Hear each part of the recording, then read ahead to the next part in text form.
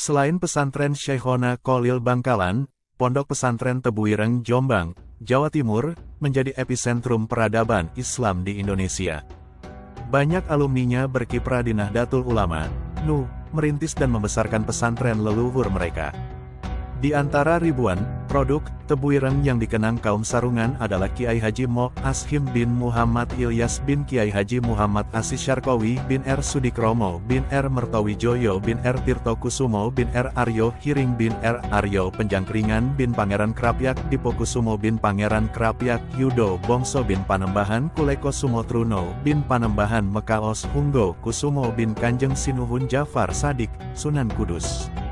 Nama Kiai Ashim, lahir tanggal 29 Desember tahun 1927, harum di mata masyayikh dan alumni, karena ia satu-satunya santri yang menciptakan atau membuat lambang pesantren Tebu Ireng.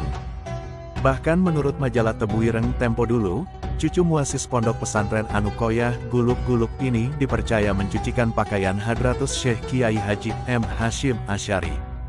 Dikatakan oleh putri sulung Kiai Ashim, Nyai Hije Fatimah Al-Batul, ayahnya pertama kali nyantri pada tahun 1936, usia 9 tahun, dan hanya bermukim selama 40 hari. Orang yang mengantarkannya ke pesantren adalah kakaknya, yakni Kiai Haji M. Kazim Ilyas. Berhubung kakaknya tidak kerasan, ia pun ikut keluar dari pesantren. Baca juga, diketahui, dalam fragmen yang dikupas oleh Tebu Ireng Online, ada beberapa kesamaan dengan yang diceritakan Ni Fatimah Al-Batul. Pada tahun 1940, Kiai Ashim muda kembali ke Tebu Ireng. Namun hanya 1 bulan lantaran Amsterdam dan Jerman berperang, Perang Dunia Kedua, sehingga membuat santri gelisah. Di masa pendudukan Jepang, tahun 1943, Kiai Ashim kembali lagi ke Tebu Ireng dan akhirnya menetap sampai tahun 1946. Di saat itulah Kiai Ashim muda menekadkan diri masuk dalam barisan Hizbullah untuk maju ke medan perang bersama para kiai dan santri.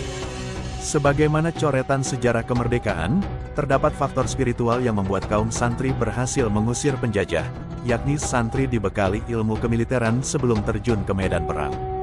Setelah dinyatakan matang oleh pelatih, notabene para laskar diijazahi hizib dan doa.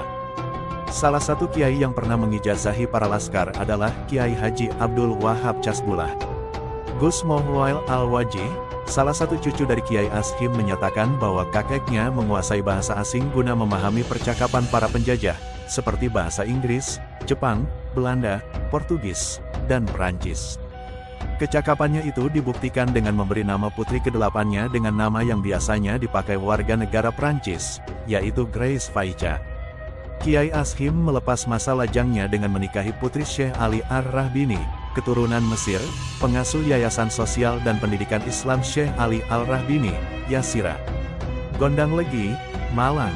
Dari hasil pernikahannya dengan Nyai Maisaro, lahirlah Fatimah Al-Batul, An-Naufal, Wasna Al-Asaul, Afaf Al-Atauf, Maryam Al-Hanun, Muhammad Ilyas, wafat saat bayi, Lubna An-Najud, Grace Faicha, Rabiah Al-Adawiyah.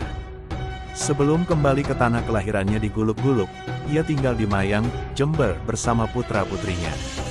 Di sana Kiai Ashim mendirikan pesantren Tanjung Emas.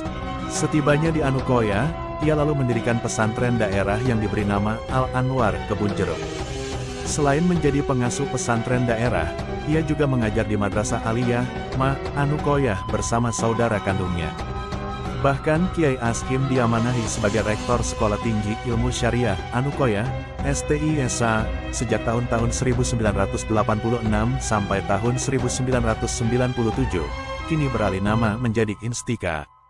Pada Senin 27 Zulhijjah 1417 bertepatan tanggal 5 Mei tahun 1997, Kiai Ashim wafat saat melaksanakan salat maghrib.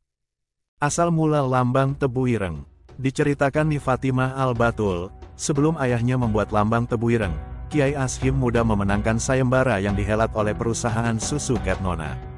Ia mendapat hadiah 1 upeti susu, yang kemudian dijual hingga laku Rp265. Dari hasil penjualannya, ia berangkat ke Surabaya dengan menaiki bus Lestari. Kala itu ongkos transportasinya Rp2,5, pulang pergi Rp5. Sesampainya di Surabaya, ia membeli bolpoin Pelikan, berlogo angsa. Rp260. Tanggal pembelian pena, tanggal 27 November tahun 1953 tertera di bolpoin Kiai Ashim. Lewat perantara ujung bolpoin yang terdapat emas 14 karat itu, Kiai Ashim mencoret-coret dan merancang lambang Tebu Ireng tanpa adanya perintah dari Kiai.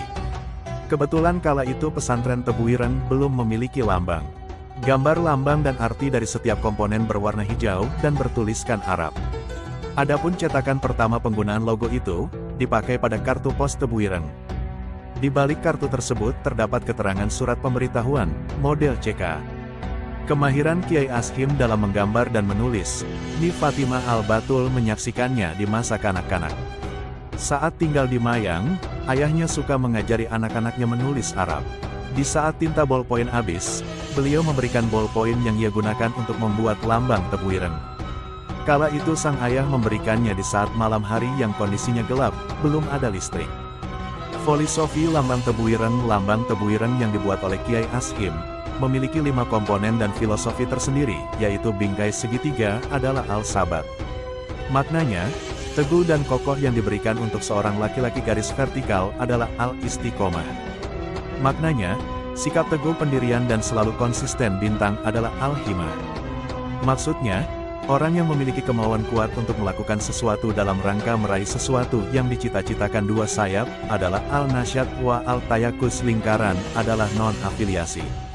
Artinya, pesantren Tebu Ireng bebas campur tangan dengan urusan politik. Politik yang dimaksud adalah Kemelut Masyumi dan Nahdlatul Ulama.